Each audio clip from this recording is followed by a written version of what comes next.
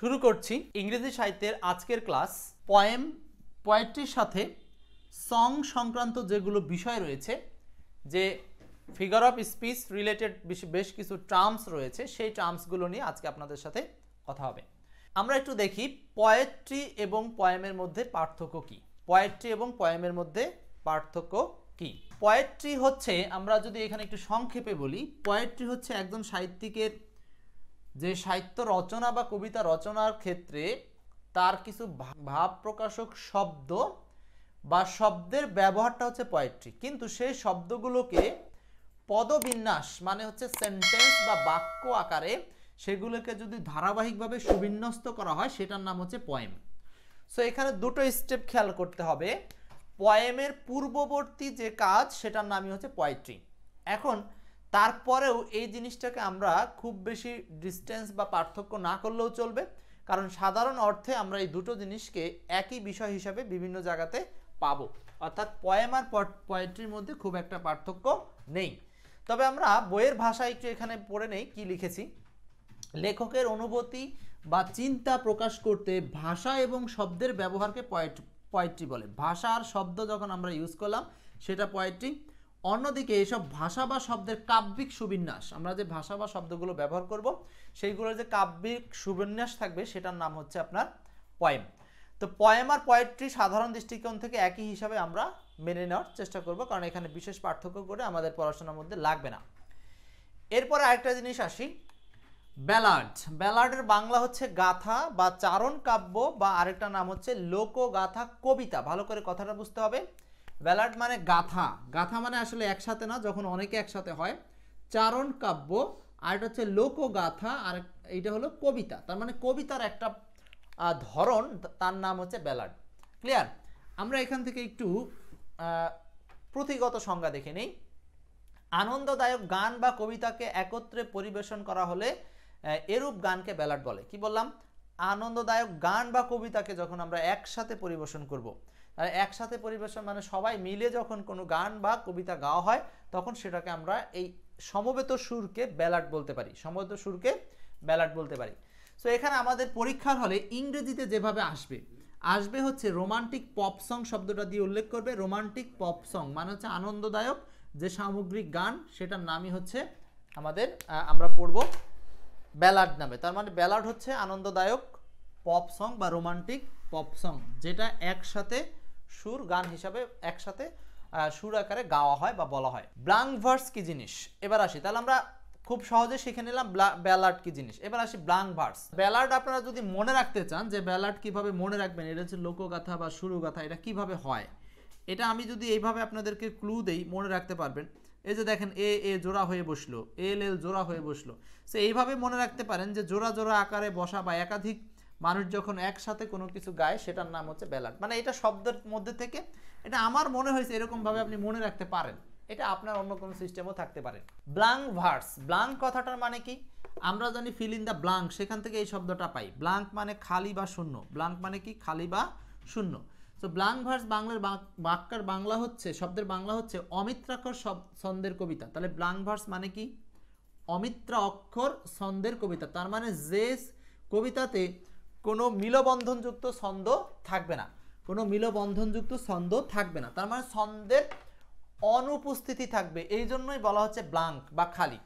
Verse মানে পংক্তি বা উক্তি, তার মানে যে পংক্তি বা উক্তিতে ব্লাঙ্ক থাকে। কি ব্লাঙ্ক থাকে? ছন্দ বা ছন্দের মিলটা ব্লাঙ্ক থাকে, তো এটার নামই হচ্ছে ব্লাঙ্ক ভার্স। সো আমরা একটু বইয়ের ভাষায় কি লিখেছি একটু দেখে নেই। যে কবিতায় শেষে ছন্দ থাকে না, যে কবিতার শেষে ছন্দ থাকবে না, তবে পঞ্চস্বরভুক্ত চরণ মানে 5 স্বর থাকবে, পঞ্চস্বরভুক্ত চরণ মানে লাইন থাকবে, তাকে ব্লাঙ্ক ভার্স বলে। এখানে ইংরেজিতে আপনাদের যেভাবে কোশ্চেনটা করবে সেটা হচ্ছে হ্যাভিং নো রাইমিং এন্ড। তার মানে হচ্ছে রাইম মানে ছন্দ, তো ছন্দের সমাপ্তি নেই, যে সমস্ত রাইমে ছন্দের সমাপ্তি নেই সেগুলোকে কি বলা হয়? সেগুলোকে বলা হয় ব্লাঙ্ক ভার্স। এটাকে আরেকটা জিনিস খেয়াল রাখবেন, ব্লাঙ্ক ভার্সের মধ্যে যেটা থাকে সেটা হচ্ছে আইয়াম্বিক পেন্টামিটার। আইয়াম্বিক পেন্টামিটার, যেটা এই যে পঞ্চস্বরভুক্ত চরণের কথা বললাম, এটার নামই হচ্ছে আইয়াম্বিক পেন্টামিটার। তাহলে আমরা ব্লাঙ্ক ভার্স সম্পর্কে জেনে নিলাম। ব্লাঙ্ক ভার্স থেকে কয়েকটা বিষয় আমাদের খেয়াল রাখতে হবে। সেটা হচ্ছে ব্ল্যাঙ্ক ভার্স, মানে যেখানে কোনো ছন্দ থাকবে না। এখানে হ্যাভিং নো রাইম, মানে এখানে কোনো ছন্দ মিল থাকবে না, কিন্তু আইএমবিক পেন্টামিটার থাকবে। এরপর আসেন ডাজ। ডাজ কি জিনিস? ডাজ হচ্ছে, উচ্চারণটা ডাজ হবে, আর এর উচ্চারণটা না করলে হচ্ছে ডাজ, মানে শোক সঙ্গীত বা শোক গাথা গান। ডাজ মানে শোক সঙ্গীত, মানে দুঃখের সময় যে গান গাওয়া হয় বা শোকের সময় সেই গানকে বলা হচ্ছে শোক সঙ্গীত। এখানে ইংরেজিতে কি শব্দ আপনাদের জন্য পরীক্ষার হলে ইস্যু দিবে, সেটা হলো এই যে এই কয়েকটা শব্দ বলবে, এ সং এমন একটা গান, অথবা এরকম বললো যে এক্সপ্রেসিং গ্রিফ, গ্রিফ মানে আমরা জানি দুঃখ, গ্রিফ মানে দুঃখ, অথবা ল্যামেন্টেশন মানে অনুতাপ, অথবা মোরিং মানে কান্না বা শোক, এই সমস্ত বিষয়গুলো নিয়ে যে গান সেটার নামই হচ্ছে ডাজ, মানে শোকসঙ্গীত। তার মানে এইখানে ডাজ বা শোকসঙ্গীতকে রেফার করার জন্য বেশ কিছু শব্দের কথা বলা হচ্ছে। শব্দগুলো হচ্ছে যে এক্সপ্রেশন অফ গ্রিফ, অথবা এক্সপ্রেশন অফ ল্যামেন্টেশন, অথবা এক্সপ্রেশন অফ মর্নিং। ঠিক আছে?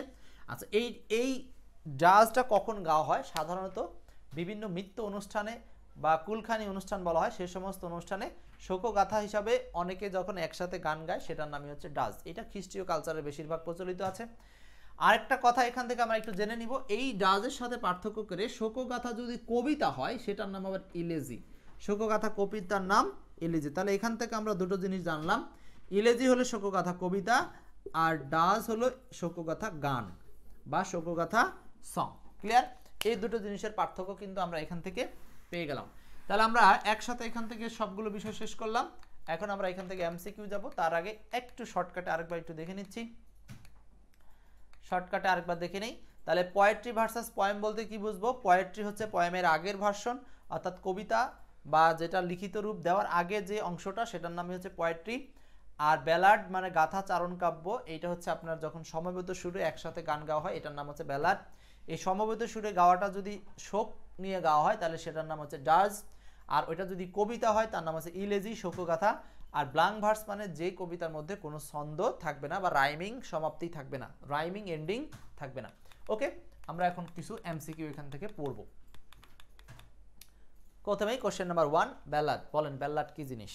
দেখেন কোশ্চেনগুলো কিন্তু বারবার বিভিন্ন পরীক্ষাতে আসছে। ব্যালাড কি? আমরা কিন্তু এই সকল টার্মসগুলো এক্সপার্ট লিটারেচার বই থেকে সংগ্রহ করেছি, তো চাইলে আপনারা এই বইটাও সাথে রাখতে পারেন। এখানে সবকিছু সুন্দরভাবে অল্পের মধ্যে আলোচনা দেওয়া আছে, যা থেকে প্রতি বছরই সকল পরীক্ষায় সব কমন পড়ে।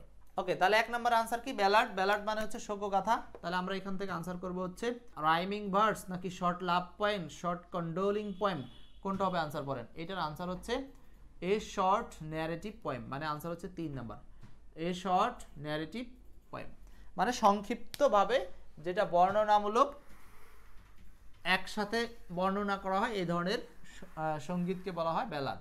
এটা বাঙালিদের মধ্যে অনেক সময় দেখা যায় যে মানুষ মারা গেলে মানুষ একসাথে শোক করে, অর্থাৎ এখানে মুখে অনেক কিছু বলে বলে শোক করে, সেরকমটাও হতে পারে।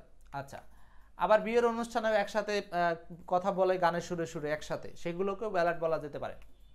2 number, which of the following is a short story verse? নিচের কোনটা শর্ট স্টোরি ভার্স, মানে সংক্ষিপ্ত স্টোরি নিয়ে করা হয় বা সংক্ষিপ্ত আকারে যেই ভার্স বা পংক্তিগুলো থাকে সেটার নাম হচ্ছে ব্যালাড, মানে শোকগাথা। সরাসরি ব্যালাড মানে হচ্ছে রোমান্টিক পপ সং বা যেটা একসাথে গাওয়া হয়, আনন্দদায়ক, আনন্দের জন্য গাওয়া হয়, আনন্দের জন্য। 3 নাম্বার, এই স্টোরি ইন ভার্স, এই স্টোরি ইন ভার্স একই রকম, আনসার হচ্ছে ব্যালাড। এই স্টোরি ইন ভার্স আনসার হচ্ছে ব্যালাড, মানে হচ্ছে পংক্তির মধ্যে যে গল্প থাকে, মানে একটা কবিতা বা পংক্তির মধ্যে গল্প আকারে যেটা বলা হয় সেটার নামই হচ্ছে। 4 নাম্বার, ব্যালাড মিন্স, ব্যালাড মানে কি? ব্যালাড মানে এটা কি classical music, classical dance, street drama মানে রাস্তার নাটক, নাকি রোমান্টিক পপ সং? এটা হচ্ছে রোমান্টিক পপ সং। এটা কি বলেন? Romantic pop song. 5 নাম্বারটা, blank verse is a kind of verse. Blank verse এক ধরনের ভার্স বা পংক্তি, কোন ধরনের ভার্স? বলেন। 5 number, blank verse is a kind of verse. Blank verse কি ধরনের পংক্তি? হ্যাভিং মানে থাকবে, নো রাইমিং এন্ড মানে কোনো ধরনের ছন্দের সমাপ্তি থাকবে না। এই যে রাইম মানে ছন্দ আর এন্ড মানে সমাপ্তি পর্যায়, তাই না? তাহলে আনসারটা হচ্ছে 5-এর 1। 5-এর আনসার কি বলেন? 1 নম্বর। 6 number, a dance is a song to be sung at. A dance is a song to be sung at, তার মানে হচ্ছে শোকসঙ্গীত হচ্ছে এক ধরনের গান, টু বি সাং যেটা গাওয়া হয়, এট কোন সময় গাওয়া হবে? আনসারটা কি বলেন? কোন সময় গাওয়া হবে? ব্যাখ্যাটা অলরেডি নিচে দেওয়া আছে আপনাদের জন্য, তারপরেও চেষ্টা করেন। আনসার কি হবে? তার মানে এইটা গাওয়া হয় সাধারণত ফিউনারেলস মানে হচ্ছে কুলখানি বা মৃত্যু শোক নিয়ে যে অনুষ্ঠান, সেই অনুষ্ঠানে গাওয়া হয়। এটার নামই হচ্ছে ফিউনারেল বা কুলখানির টাইমে গাওয়া হয় ডাজ। ঠিক আছে, ডাজ শোকসঙ্গীত কিন্তু বিবাহ অনুষ্ঠানে না, শোকসঙ্গীত হচ্ছে ফিউনারেলস মানে কুলখানিতে।